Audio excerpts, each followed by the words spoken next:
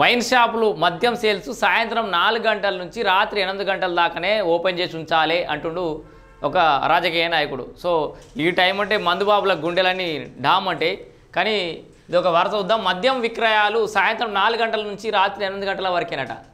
So ఇది ప్రభుత్వం policy కాదు, ఎక్సైజ్ పాలసీ కాదు, ఒక నియోజకవర్గ ఎమ్మెల్యే ప్రత్యేకమైన పాలసీ ఇది.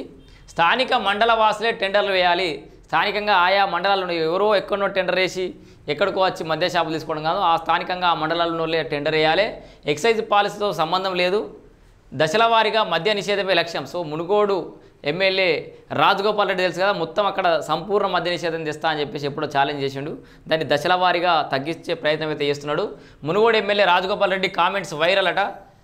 సో చూడొచ్చు మనం, సాయంత్రం 4 గంటల నుంచి రాత్రి 8 గంటల దాకానే అట.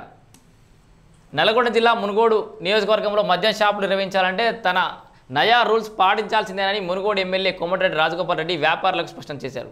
సో వాస్తవానికి దాని మీద ఒక గవర్నమెంట్ పాలసీ మీద, ఎక్సైజ్ పాలసీ మీద అధికారం చెలాయించే అధికారం అయితే ఎమ్మెల్యేలకు అయితే లేదు నాకు తెలిసి. సో ఈ పాలసీ మేకింగ్ అనేది డిఫరెంట్.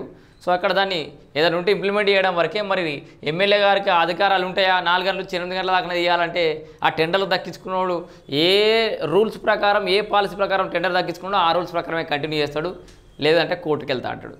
సో అది ప్రాక్టికల్గా ఎంతవరకు సాధ్యమైతే సాధ్యాసాధ్యాలు పక్కకు పెడితే, ఒక రాష్ట్ర రాజకీయాల్లో రాజగోపాల్ రెడ్డి అంటే ఒక సంచలనం, ఒక సెన్సేషన్, ఒక కాంట్రవర్సీ, కేర్ ఆఫ్ అడ్రస్ అని కూడా చెప్పుకోవచ్చు. సో మొన్నదాకా మంత్రి పదవి అని ఆగం చేసిండు, కానీ ఇప్పుడు ఏదో మళ్ళీ ఎక్సైజ్ దాని మీద పడ్డాడు.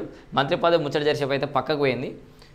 వైన్ షాప్ నిర్వాహకులు ప్రతిరోజు సాయంత్రం 4 గంటల నుంచి రాత్రి 8 గంటల వరకు మాత్రమే మద్యం అమ్మకాలు జరపాలని స్పష్టం చేశారు.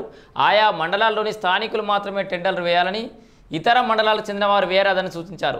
వైన్ షాపులు ఊరి బయట మాత్రమే ఏర్పాటు చేయాలని, పర్మిట్ రూమ్స్ ఉండవద్దన్నారు. ఓనర్లు సిండికేట్ కాకూడదని, రాష్ట్ర ప్రభుత్వ ఎక్సైజ్ పాలసీతో సంబంధం లేదని ఎమ్మెల్యే పేర్కొన్నట్టు సమాచారం. దీన్ని సమాచారమే అంటారు, మరి ఇది కూడా ప్రాపర్గా ఆయన నోటితోటి అనడా లేదో తెలియదు. ప్రజల జీవన ప్రమాణాలు పెంచడం, బెల్ట్ షాపుల నిర్మూలన, మహిళల సాధికారతే తన ఉద్దేశమని, ఈ రూల్స్ పాటించని వారు టెండర్లు వేసి ఇబ్బందులు పడొద్దని ఆయన ముందస్తుగా సూచించారంటే హెచ్చరించారు అన్నట్టు ఒక రకంగా. పేద ప్రజలను ఆర్థికంగా దెబ్బతీసే మద్యం దుకాణాలను మునుగోడు నియోజకవర్గంలో దశల వారీగా తగ్గించడమే తన లక్ష్యమని రాజగోపాల్ రెడ్డి అన్నారు. వాస్తవానికి ఈ మద్యం దుకాణాల టెండర్లు నిన్న మొన్నటి దాకా మందకోడిగా కొనసాగినాయి, పెద్దగా ఆదరణ రాలేదు.